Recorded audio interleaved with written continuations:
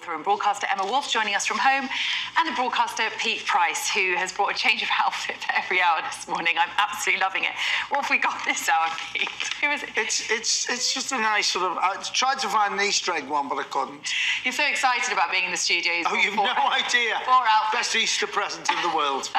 Anyway, let's crack on. It's a great Easter present having you here. Emma, let's speak to you first, if I may. You pulled out this story in the Express today about the guilt parents feel putting their children in front of the TV. I'm sure that's something shared by many.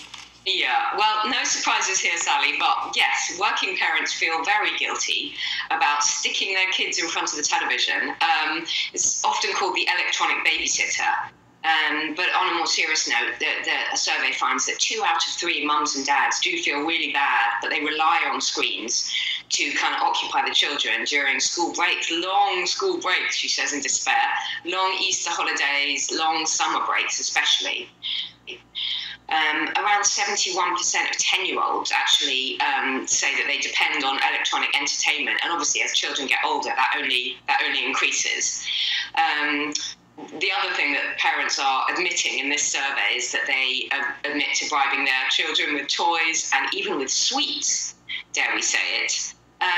But obviously juggling childcare and children and all of that kind of stuff is a real struggle for children, for working parents. And it's not just that, is it? I mean, also, I can't imagine how concerning it is for parents trying to monitor what their children are watching, whether it's online or on television. And actually, there's another article on the same page in the Express talking about tougher rules for streaming giants like Netflix to try and control this content. And the problem is they're not meeting people.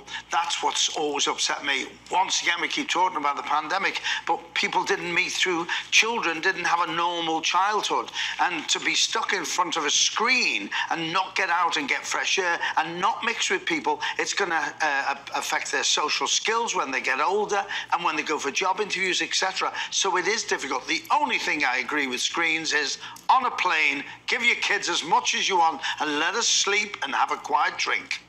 OK, let's move on. The Times, page 2. I know that this is a story Pete picked up, but I'm sure everyone's got a view on this today, Emma. A call for drivers to retake their driving test at the age of 85. Your take on that? You're taking my stories off me. Shut up. It's my story. You know it's my story. Let's get a thought from Emma and then we'll bring you back in. I'll hand you over, Pete. I just wanted to say it's very tough for people of any age right now to get a driving test. A friend of mine in her 40s is trying to get a driving test and has been booked for September.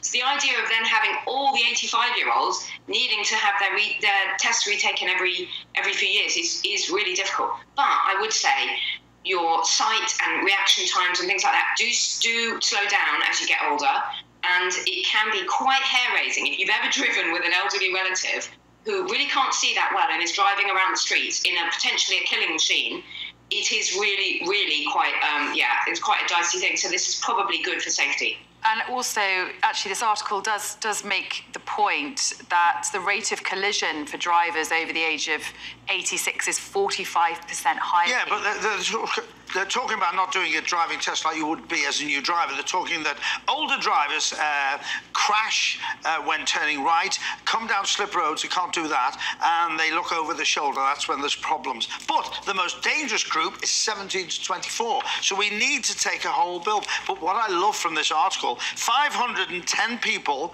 age 100 and over can still drive in this country because there's no restrictions on when they give up. Wow. And so what's your take on that? Good or not? Like, yes or no to a test for over 85s? No.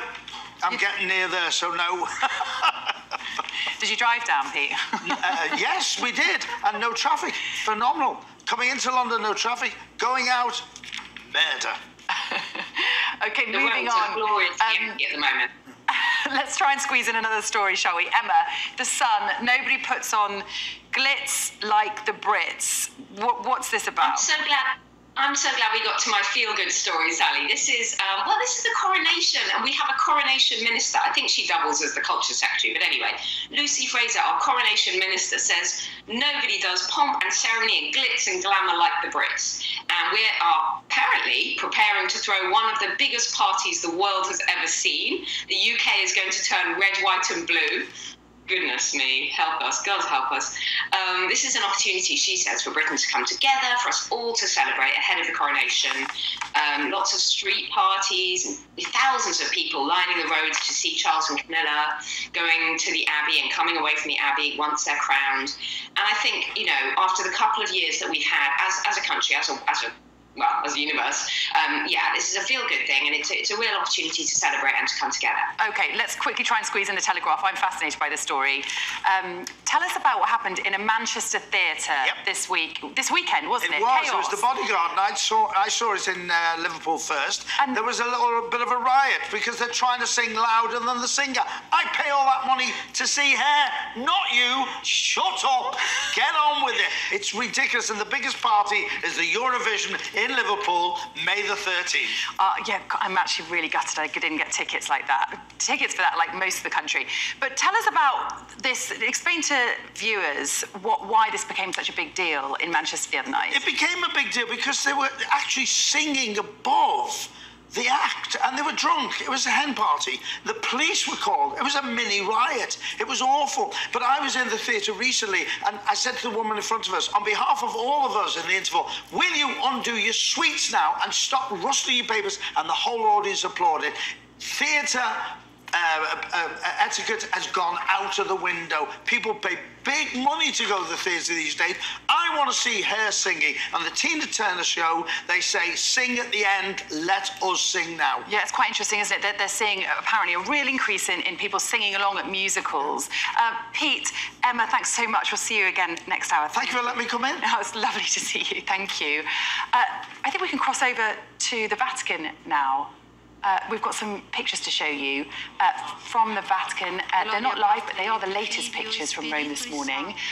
The Pope is going to be taking the Easter Mass at the Vatican this morning, this Easter Sunday.